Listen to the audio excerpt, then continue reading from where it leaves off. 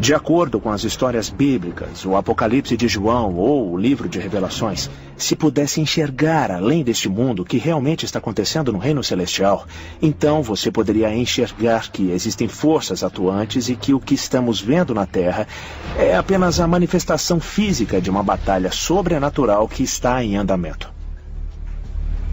Quando pensamos nesta luta entre a luz e as trevas, trata-se do cenário do fim dos tempos da profecia cristã ou judaico-cristã, que no fim dos tempos nós veremos uma batalha final entre os filhos da luz e os filhos das trevas, com a humanidade sendo as espadas nesta peleja.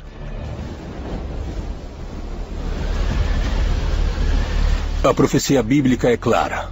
Nós reintegraremos com nosso destino universal uma restauração dos nossos elos do céu e da terra. O que significa um elo e união extraterreno e terreno. E quando o Messias vier, ele surgirá com um exército. Ele virá de algum lugar desta terra. A maioria acredita que seja dos céus. Como nós denominaríamos um exército invasor vindo dos céus? Não chamaríamos de um exército de anjos. Chamaríamos isso de uma invasão extraterrestre.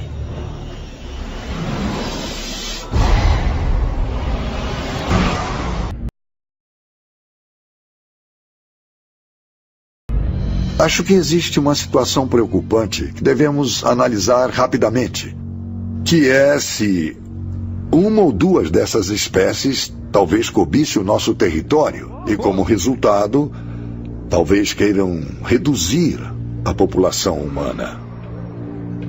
Será que eles estão interessados no nosso bem-estar ou no bem-estar deles? De qualquer forma, temos que descobrir antes que seja tarde.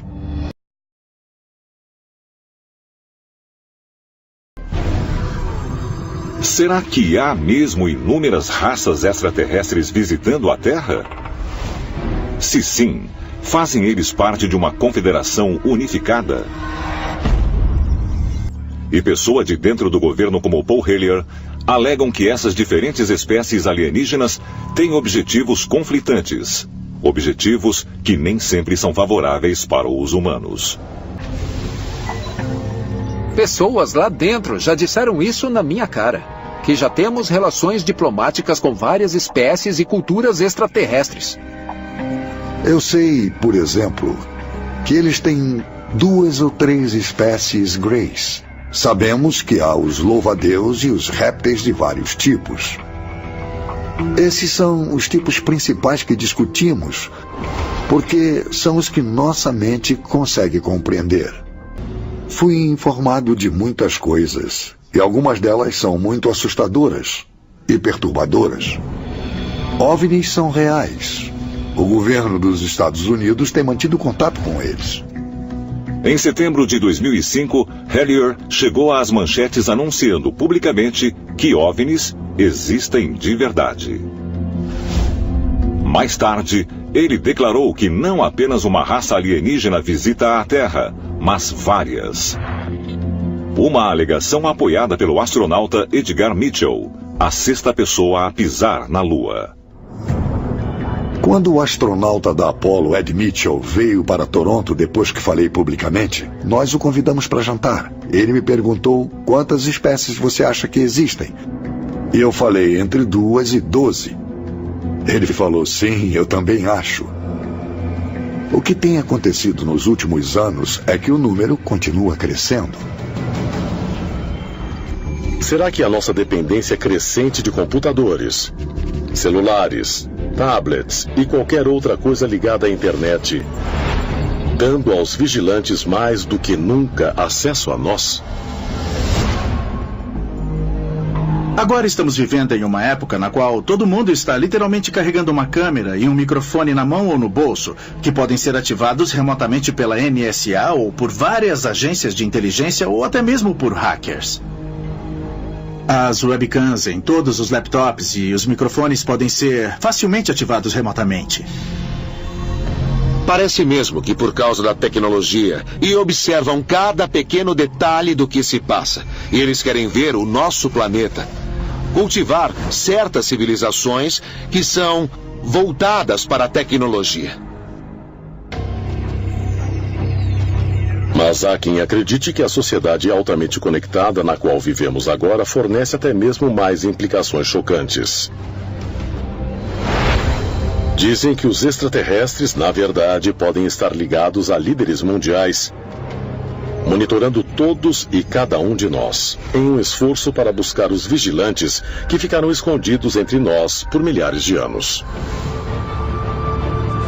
O governo dos Estados Unidos tem a prova de que pelo menos 3 grupos extraterrestres e em busca de domínio geopolítico estão em conflito uns com os outros atualmente no planeta. 24 de março de 2014. 58 líderes mundiais se reuniram no Fórum Mundial de Haia para a 3ª cúpula bianual de segurança nuclear. No centro da sala havia um holograma gigante girando em uma pirâmide, com 3 pequenas pirâmides de cabeça para baixo dentro dela. Esse símbolo, que também é usado como um bottom pelos delegados, é o logotipo oficial da cúpula. Mas há quem diga que ele representa outra coisa. O olho que tudo vê dos Illuminati. E essa sociedade secreta secular está viva e bem no século XXI, como comprovado pelos símbolos mostrados por celebridades, magnatas da indústria e até mesmo chefes de Estado. Os Illuminati dos dias modernos foram organizados por Adam Weishaupt, na Alemanha. Ele formulou planos para que seu grupo pudesse se infiltrar em todos os poderes fundamentais da sociedade, nas esferas políticas, financeiras e midiáticas no final de 1700. Quando falamos sobre os Illuminati hoje, falamos sobre a sociedade secreta mais poderosa que existe. São as pessoas que controlam tudo pelos bastidores. Isso é apenas paranoia, ou será que os Illuminati ainda existem hoje, infiltrados nos mais altos níveis da sociedade? E se for assim, o que eles pretendem?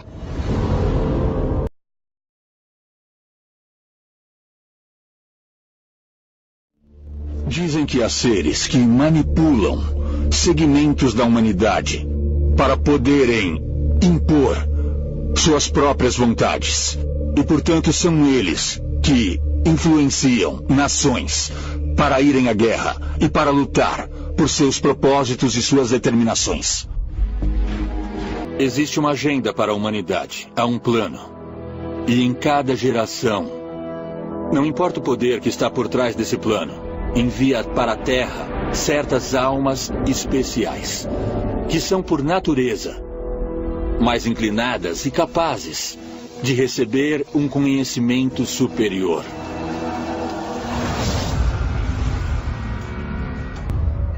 Em 1º de julho de 1935, o comandante da SS, Heinrich Himmler, criou o Ahnenerbe, um instituto nazista de elite que pretendia pesquisar a história cultural e arqueológica dos alemães. No entanto, seu verdadeiro propósito se mostrou muito mais bizarro. O Ahnenerbe se baseava na ideia de que a raça ariana era a que descendia mais diretamente de deuses antigos e talvez alienígenas. Parte do trabalho deles era viajar pelo mundo todo, à procura de artefatos sobrenaturais, como a Arca da Aliança e o Santo Graal. Von Braun aproximou-se deles através de sua associação com a SS e com Heinrich Himmler. E uma das principais razões para isso foi que eles consideravam os foguetes um segredo misterioso, uma espécie de magia negra que lhes permitiria dominar o mundo. Quando a Segunda Guerra Mundial estourou em toda a Europa, o Ahnenerbe expandiu sua pesquisa sobre programas de armas secretas. E Himmler escolheu von Braun como diretor técnico no grande centro alemão de pesquisa experimental em Peenemünde, no noroeste da Alemanha. Foi durante os anos seguintes que von Braun desenvolveu a ciência da propulsão, a aerodinâmica e sistemas de orientação de foguete, além do que qualquer um imaginaria possível. Temos que nos perguntar como eles conseguiram chegar a esse tipo de conhecimento tão rápido. Uma das possíveis razões é que o Arne Erbe havia descoberto uma tecnologia através das expedições que realizavam para encontrar relíquias, quando, na verdade, buscavam tecnologias antigas. É possível que o Arne Erbe tenha descoberto artefatos que os ajudaram a desenvolver a pesquisa de armas? Não do mundo antigo, mas de um planeta extraterrestre. Uma esfera de luz multicolorida foi vista no céu em 1937, no sudoeste da Polônia. E todos relataram que era um avistamento de OVNI, mas é muito mais do que isso. Essa esfera chegou a cair em solo. De acordo com os relatos, quando os investigadores chegaram ao suposto local do acidente, eles encontraram um estranho objeto em forma de disco. Os oficiais nazistas teriam levado a nave danificada para uma instalação nas proximidades, onde ela foi examinada pelos maiores peritos em aeronáutica da Alemanha, dentre eles Werner von Braun. Não foram encontrados os restos dos supostos OVNIs após a guerra. Mas os engenheiros alemães desenvolveram uma série de aeronaves revolucionárias, incluindo o primeiro caça com propulsão de foguete, o primeiro bombardeiro invisível a radares e até veículos antigravidade com formato de nave espacial. Pelo que conseguimos estudar até hoje, a tecnologia nazista no final da Segunda Guerra Mundial era tão avançada que eles tinham coisas que ainda são ficção científica hoje. Antigravidade, armas de feixe, discos voadores, triângulos voadores. Coisas que até agora são mantidas em segredo. Alguns pesquisadores acreditam que evidências dos objetivos secretos da NASA podem ser encontradas nas relações íntimas entre seus cientistas fundadores e sociedades secretas. Essas sociedades secretas foram formadas em torno de uma crença de que eles descendiam diretamente daqueles grandes deuses do Antigo Egito, Ísis, Osíris e Horus. Eles consideravam esses deuses a verdadeira origem de sua linhagem e também que os próprios deuses vinham do espaço. Vemos essa prática de passar conhecimento através de uma sociedade secreta desde a época dos tempos dos Illuminati, que acreditavam que poucos escolhidos da elite eram inteligentes o suficiente e capazes de lidar com esse conhecimento secreto, mas não a população como um todo.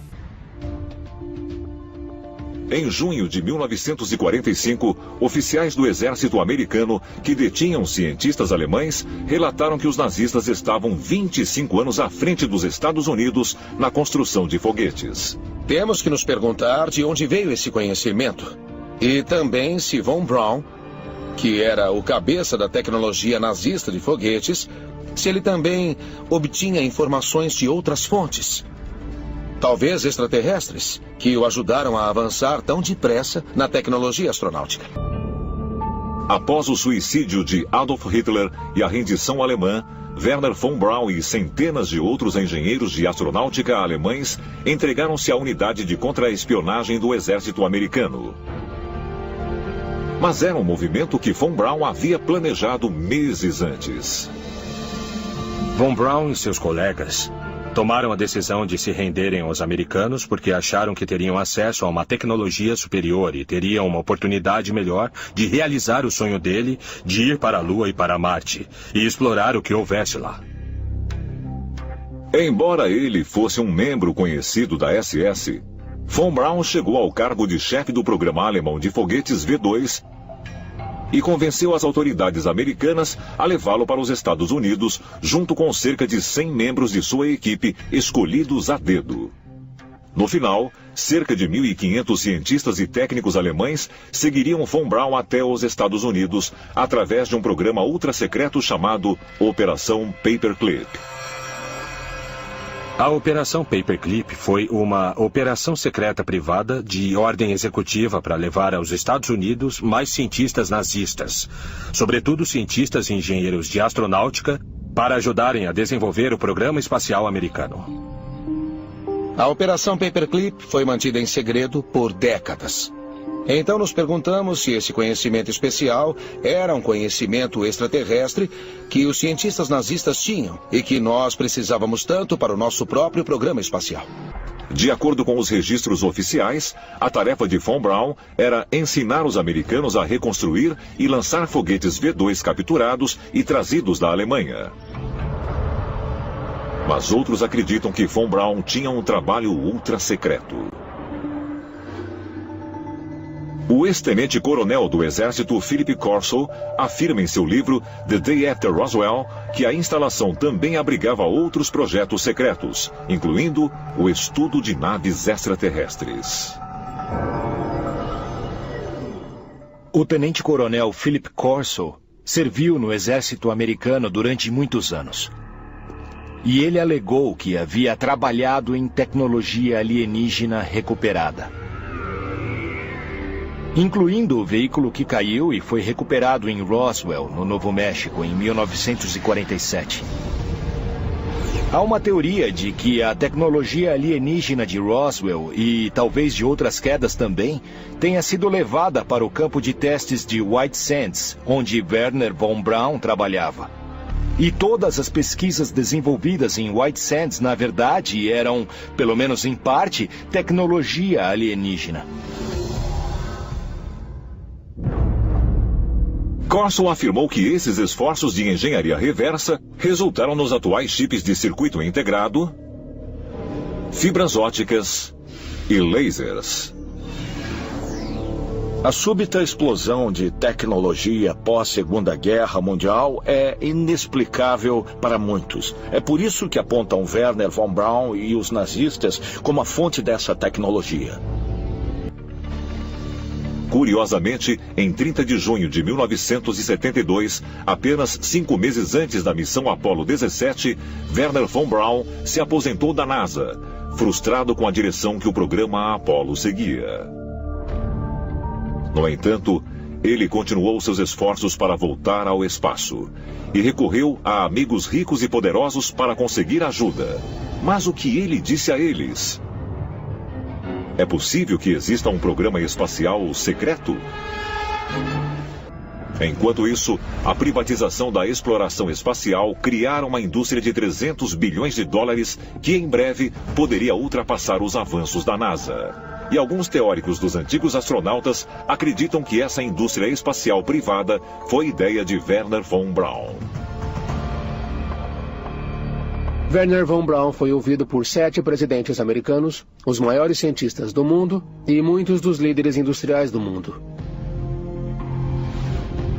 É natural que nós encontremos ligações com grupos privados que têm os recursos, os meios e a dedicação para desenvolver a sua própria tecnologia avançada. Independente dos governos, independente do público, das pessoas do mundo.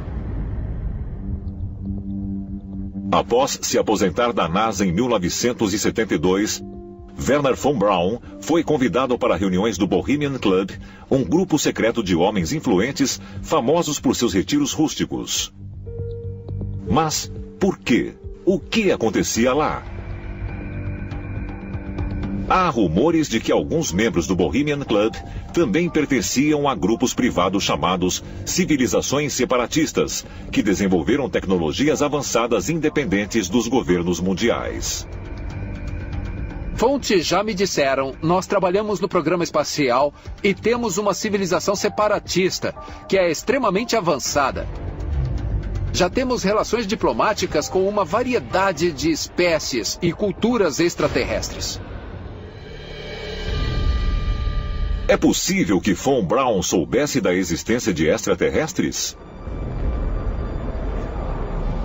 Seus esforços extraordinários para chegar ao espaço podem ter sido motivados pelo desejo de entrar em contato com seres de outro mundo? Poderia ter sido parte do plano dele que nós tivéssemos uma indústria espacial privada que operasse em segredo? Nos últimos 60 e poucos anos, nós não desenvolvemos novas tecnologias de propulsão. E isso parece muito improvável. Então a pergunta é, até que ponto a NASA desenvolveu o próximo nível de tecnologia de propulsão e o manteve em segredo?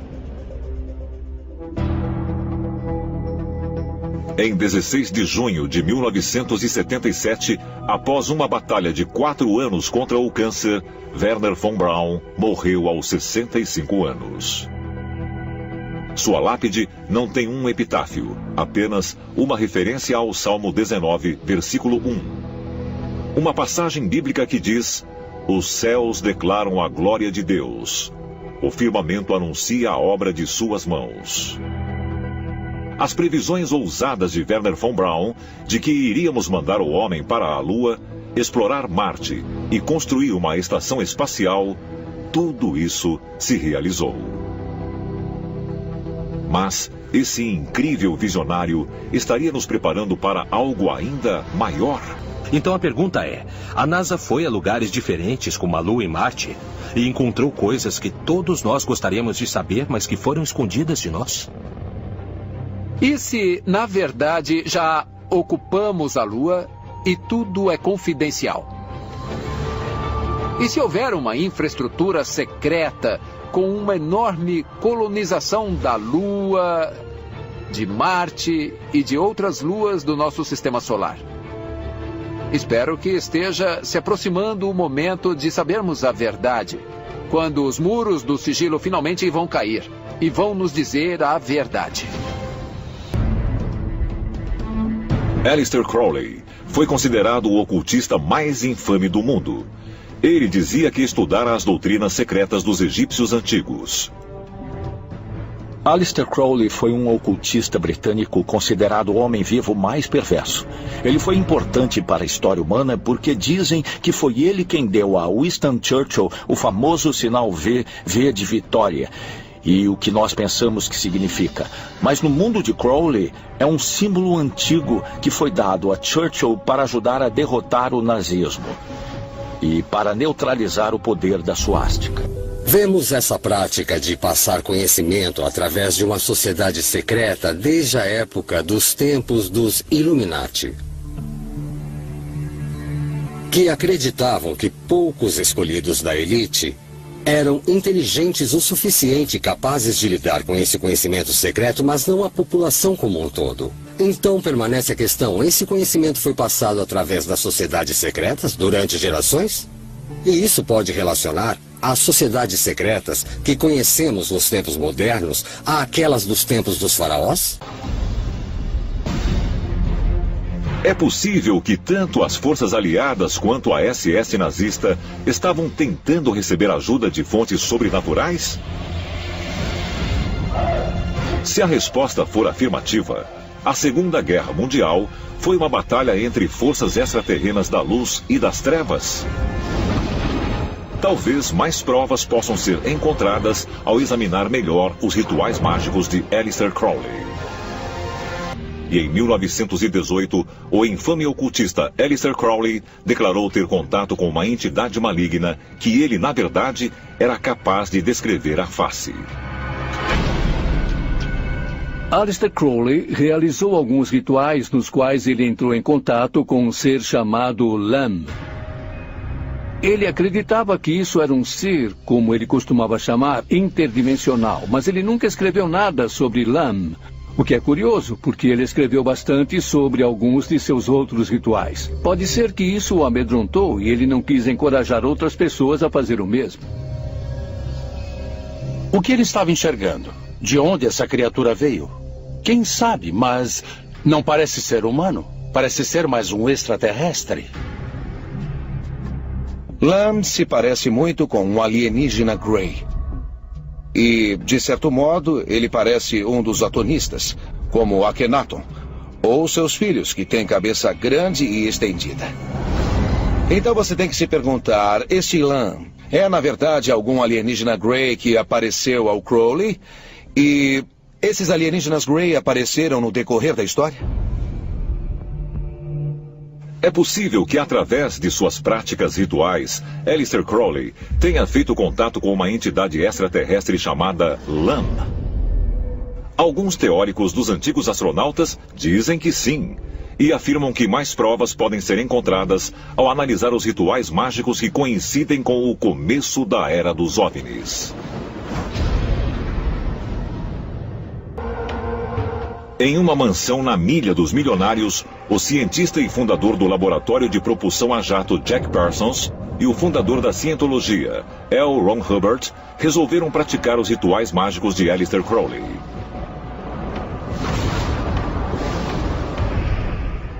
Jack Parsons é supostamente a figura mais controversa e estranha da história do programa espacial norte-americano. Ele descobriu o trabalho de Aleister Crowley e a sociedade secreta conhecida como Otto, ou a Ordem dos Templários Orientais. E o Parsons ficou muito interessado no que podemos essencialmente chamar de magia negra e satanismo. Então entrou em cena o escritor de ficção científica Ron Hubbard. Ron Hubbard foi morar com Jack Parsons e juntos eles começaram a fazer uma cerimônia mágica. Entre janeiro e março de 1946, Jack Parsons e Ron Hubbard praticaram esses rituais. Crowley certamente não os autorizou a fazer tais rituais. Uma coisa que ele realmente fez foi aconselhar as pessoas a não fazer seus rituais, a menos que elas estivessem devidamente preparadas. Ele não estava feliz com a intromissão deles. Alguns teóricos dos antigos astronautas sugerem que, ao praticar os rituais sem o entendimento das consequências, Hubbard e Parsons inadvertidamente deram início à Era dos OVNIs. Evidentemente, na mesma latitude de Pasadena, Califórnia, se você pegar essa linha ao redor do globo, encontram-se a queda de Roswell, que aconteceu no ano seguinte, 1947, e muitos outros avistamentos de OVNIs e quedas que ocorreram por todo o mundo. Era como se o Parsons e o Hubbard estivessem andando ao lado de uma lona pendurada verticalmente, e eles tinham um canivete e fizeram buracos na lona. E esses buracos se transformaram em portais que permitiam a entrada dos extraterrestres. Eu acho que Hubbard e Parsons se envolveram com coisas que não deveriam ter mexido. Existem muitos especialistas aí fora que acham que as forças demoníacas são de fato extraterrestres. Então, vai saber o que esses dois fizeram e invocaram, mas sempre houve rumores de que os dois estavam envolvidos com OVNIs e coisas estranhas desse tipo. E eles podem ter aberto uma entrada, um portal para se comunicarem com essas coisas.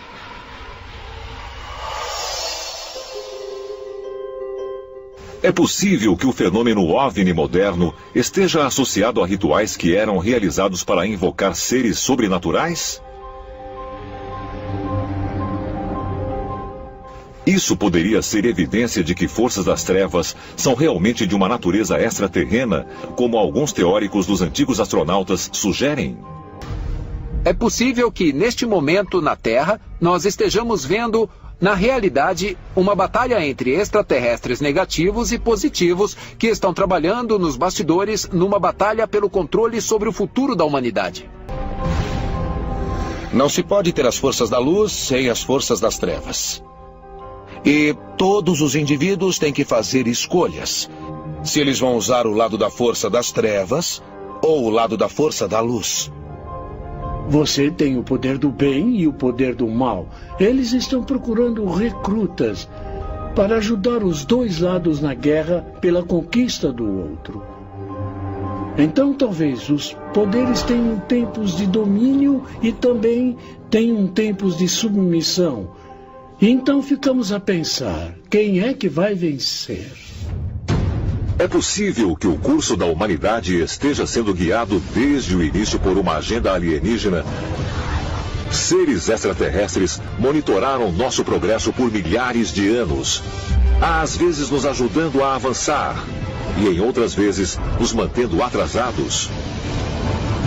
Estaremos finalmente alcançando o ponto em nosso avanço tecnológico, onde esses visitantes alienígenas não podem mais existir entre nós incógnitos. Talvez os retrocessos através da nossa história aconteceram para assegurar que nós estejamos preparados para a revelação completa, e que somente então seríamos autorizados a descobrir nosso potencial e a nos reunir com os nossos ancestrais alienígenas.